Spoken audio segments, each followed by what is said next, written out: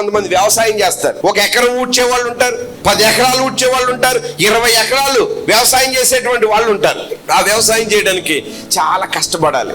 ఆ భూమిని అంతటిని కూడా మెత్తగా సదును చేయాలి, దానికి తగ్గ నీరు పెట్టాలి, తర్వాత ధాన్యాన్ని మనం ఆకుముడిగా వెయ్యాలి, ఆకుముడి వచ్చిన తర్వాత తీయాలి, తీసిన తర్వాత 2 మూనలు కలిపి ఒక్కొక్క మూనగా ఏం చేస్తారు, పాతుతారు.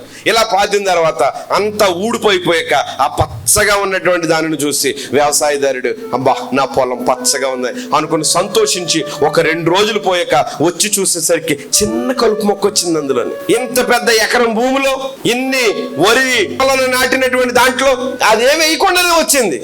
ఎలా వచ్చిందో తెలీదు. ఈ రైతు చిన్నదే కదా, అదేం చేస్తుంది, ఇంత పెద్ద వరి చేనుని అదేం చేయగలదు, చిన్న కలుపు మొక్క ఏం చేస్తుందిలే అని నిర్లక్ష్యం చేస్తే వారం రోజులు పోయేసరికి వరి మొక్కల కంటే కలుపు మొక్క ఉంది చూసారండి, ఆ కలుపు మొక్క ఏ మందు పెట్టకపోయినా ఏ నీరు పెట్టకపోయినా ఈ మొక్కల కంటే అది బలపడిపోతుంది. ఇప్పుడు బలపడిపోయిన తర్వాత ఇప్పుడు లాగుదాం అని అంటే దాంతో పాటు ఉరుదుబ్బు వచ్చేస్తుంది, పంటంతా నాశనం అయిపోతుంది.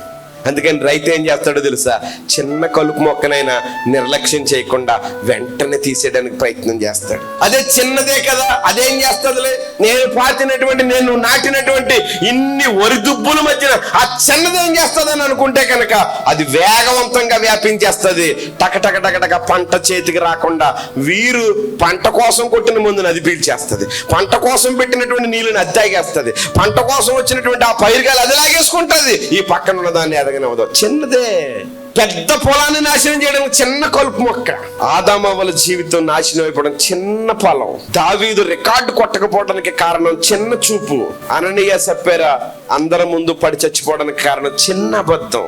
ఏనా మనలో చిన్నవి ఉన్నాయంటారా, అవి తొలగించుకుంటే దేవుడు ఒక పెద్ద ఆశీర్వాదాన్ని ఇస్తాడు. చిన్నయే కదా అనుకుని దాన్నే కొనసాగించుకుంటూ పోతే పెద్ద శిక్ష మనకేస్తాడు.